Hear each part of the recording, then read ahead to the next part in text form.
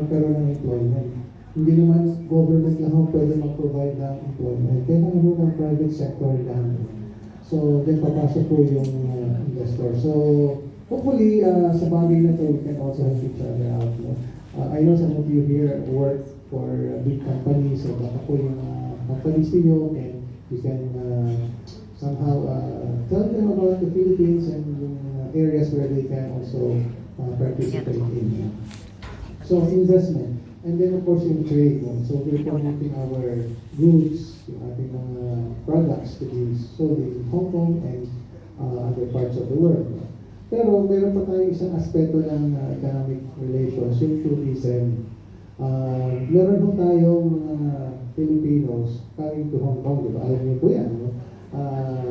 To play, to shop, eat, to relax dito po sa Hong Kong. And according to the statistics, last year, 1.3 million Filipinos visited Hong Kong. Ganun po kahalaga ang Hong Kong sa ating mga kababayan. Ang other side of the equation naman, medyo tagilid. Kasi there are only 60,000 yata, no? More or less, Hong Kongers who visited the Philippines.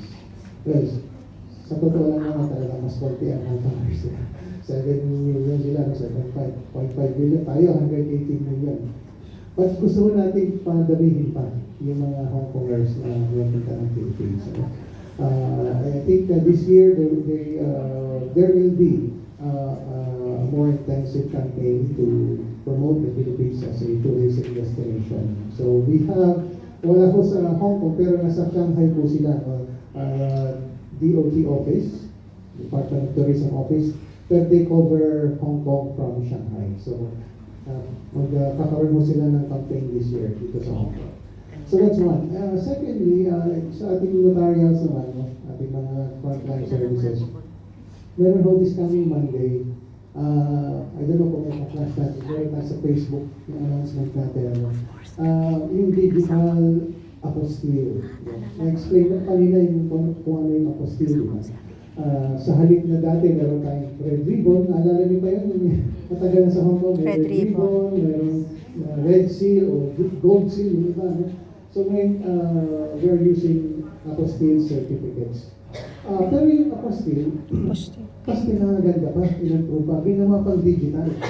So, parang hindi na, kasi kung kailangan mo ng document, apostille document, you need it for your job abroad, so you have to go to DFA or different DFA offices to have your document apostille. But now, dahil digital na mo, hindi na kailangan pumunta doon sa office mismo. So magkakaroon ng launching po tomorrow, Monday, of the digital e-apostille certificate. Not just for PSA documents, kasi sa ngayon, PSA documents po yung pwedeng e-apostille, no? Yung birth certificate natin, marriage certificate, birth certificate. Ngayon po, pati yung mga galing ng DepEd or CHED, no, mga school documents po natin, para po magamit ng ating mga kababayan if they are going to work abroad. Di ba? Kailangan po ng ating,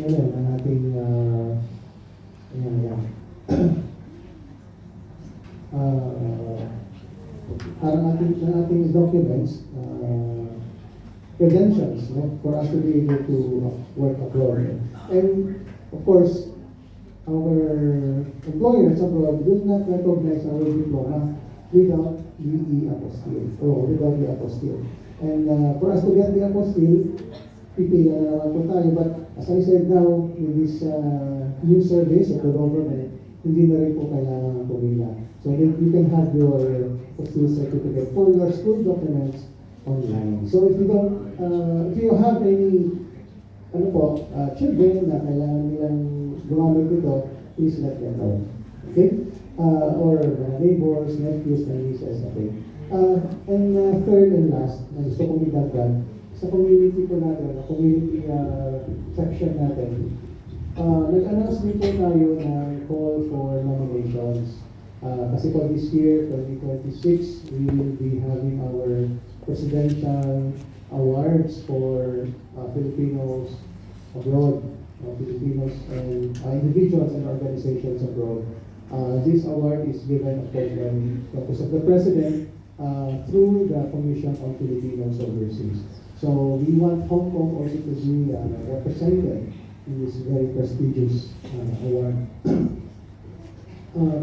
program by the government. So I hope meron po tayong manominate. I'm sure marami po tayong kababayan who fit the bill no, sa lahat po ng mga, kasi there are several areas where you can nominate a candidate for the awards. No?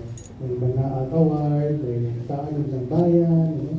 So several other awards. So we made that announcement earlier this year. Before the deadline, April. Ito, April, iba na kalagay dito. Wala nakasulat. Kasi ang nalala ko yung deadline for submission to Manila, which is May 30. So dapat before May 30, makamin dito sa consulate yung nominations para ma-review natin, ma-check natin for completion, then endorse them to Manila. So anyway, so yun po yung tatlong bagay na gusto ko nilang idagdagan. At now,